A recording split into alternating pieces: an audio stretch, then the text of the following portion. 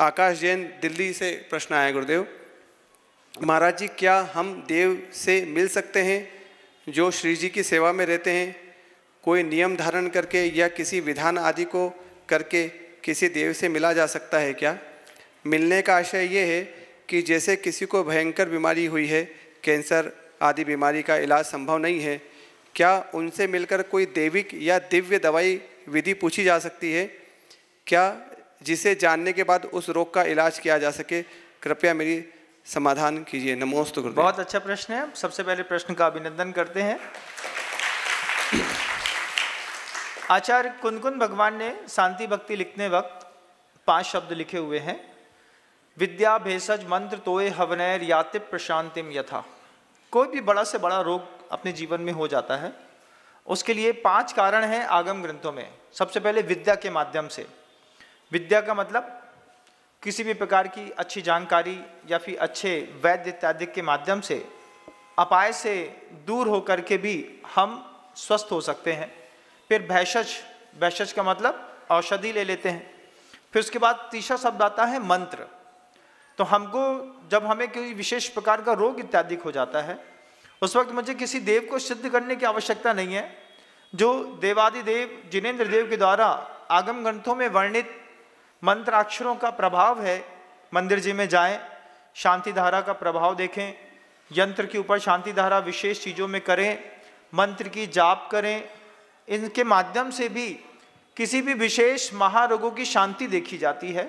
विद्या, भेषज, मंत्र। फिर चौथा होता है तोय। तोय का मतलब पानी कहलाता है। पानी आप एक पात्र में सामने रख लीजिए, बिल्कुल चमचमाता हुआ पात्र हो, उसमें बिल्कुल साफ स्वच्छ पानी धरा हो, बगल में एक दीपक जला लीजिए, और जब कोई विशेष मंत्र आपकी कोई आवश्यकता है तो गुरु महाराज से पूछ करके, जैसे प्राय करके लोग भक्तामृत स्तोत्र का, या फिर जब कभी किसी को वाइट स्पॉट हो जाते हैं तो वादिराज स्वामी का एक ही भाव स्त्रोत का चौथा काव्य का प्रयोग करते हैं। उस वक्त पानी को, जल को सामने रख करके उसके सामने 36 बार, 72 बार, 108 बार मंत्र के काव्य का उच्चारण करते हैं। उसके बाद वो पानी पीने को दे देते हैं, तो उस जल से भी, उस मंत्रित जल से भी रोग दूर होते हैं। फिर अंतिम होता है हवन से। हवन के माध्यम से भी विशेष प्रकार के रोगों की शांति मिलती है, और इसके अद्भुत प्रयोग भी जैन शासन में किए गए हैं। हमारा इस बार का तो ऐसा एक भाव भी बन रहा है कि एक ऐसा विधान जरूर होना चाहिए जिसमें विशेष प्रकार के रोगों के कारण ग्रस्त लोगों को उस विधान में रख करके उनके लिए विद्या, भेषज, मंत्र, तोय और हवन, इन 5 के माध्यम से परिवार में सुख समृद्धि आ सके। इसका जीवित प्रयोग करने का भी मेरा एक विचार बन रहा है। बहुत जल्दी मैं इसका भी प्रयोग करने की कोशिश करूंगा। अंतिम संवाद हवन से होता है। जब कभी विशेष प्रकार के कोई भूत व्यंतर की बाधा हो जाती हो, कोई विशेष प्रकार का रोग आ जाता हो, महारोग आ जाते हो, उस वक्त मंत्र का उच्चारण करते हुए बाएं हाथ में माला ले लेते हैं और दाएं हाथ में थोड़ी सी धूप ले लेते हैं। मिट्टी का सकोरा रहता है, उसमें कपूर जला करके धूप से धुआं करते हैं। उस धुआं के माध्यम से भी मतलब नाक से इनहेल करने पर, एक्सेल और इनहेल करने पर भी इस प्रकार के रोगों में शमन होता है। आयुर्वेद में भी एक सिद्धांत आता है धूम्रपान का, आपने अगर सुना हो तो। उसका विकृत रूप है जब अपन बाहर बाजार में बीड़ी सिगरेट इत्यादि लोग पीते हैं, लेकिन एक्चुअल में धूम्रपान जो है वो आयुर्वेद शास्त्र का एक विषय रहा है हमेशा से। जब चेस्ट में बहुत ज़्यादा कफ जम जाता है और बलगम के कारण शरीर बिल्कुल फूल जाता है, आंखें भारी हो जाती हैं, वजन बढ़ने लगता है, तो किसी विशेष प्रकार के औषधि के पत्ते में, पान के पत्ते में भी कई बार उसमें पूरी औषधियाँ भर करके उसको भावित करके उसके बाद उसमें अग्नि लगा करके जब खींचते हैं तो वो औषधियों के गुण से अंदर की छाती का पूरा कफ गल जाता है। ये औषधि शास्त्र के धूम्रपान के नियम है। लेकिन विकृति समाज में ऐसी है कि लोग सिर्फ तंबाकू का धूम्रपान करके अपना स्वास्थ्य खराब करते हैं, जबकि ये आयुर्वेद का एक बहुत बड़ा मंत्र शास्त्र है। इन 5 कारणों से आप किसी भी प्रकार के महारोग में शांति को प्राप्त हो सकते हैं। इसके लिए किसी देव को सिद्ध करने की कोई आवश्यकता नहीं है। देव कैसे मिलते हैं, कैसे संवाद होता है, इसको भी मैं बता देता हूँ। मान लीजिए आपके यहाँ के कोई पार्श्वनाथ जी भगवान जी हैं या अजितनाथ जी भगवान जी हैं, आप उनकी बहुत अच्छे से भक्ति करिए। मंदिर में असंख्यात देवी देवता रहते हैं जिनके अंदर शापानुग्रह शक्ति रहती है।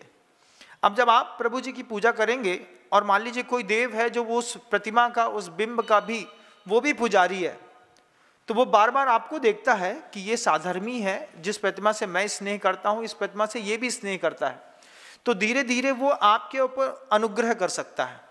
वो आपको स्वप्न दे सकता है, वो आपके लिए अनुकूलता बना सकता है, वो आपके घर के अंदर अनुकूलता के वातावरण के लिए किसी व्यक्ति विशेष को भेज सकता है, लोगों को प्रेरणा दे सकता है।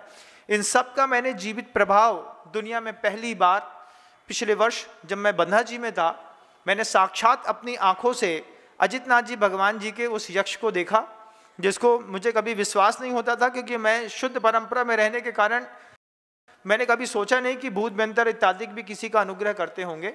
लेकिन जब मैं पिछली बार बंधा जी चातुर्मास कर रहा था, वहाँ पर मैंने देखा कि एक अजैन व्यक्ति है, कुम्हार है, उसको अजित नाथ जी भगवान जी का यक्ष आता था। वो यक्ष पीछे बैठ करके सब बताता था, इस महिला ने गलत कर दिया है, इसके विचार अच्छे नहीं हैं, ये पूजा करते समय कुछ गलत सोच रही थी।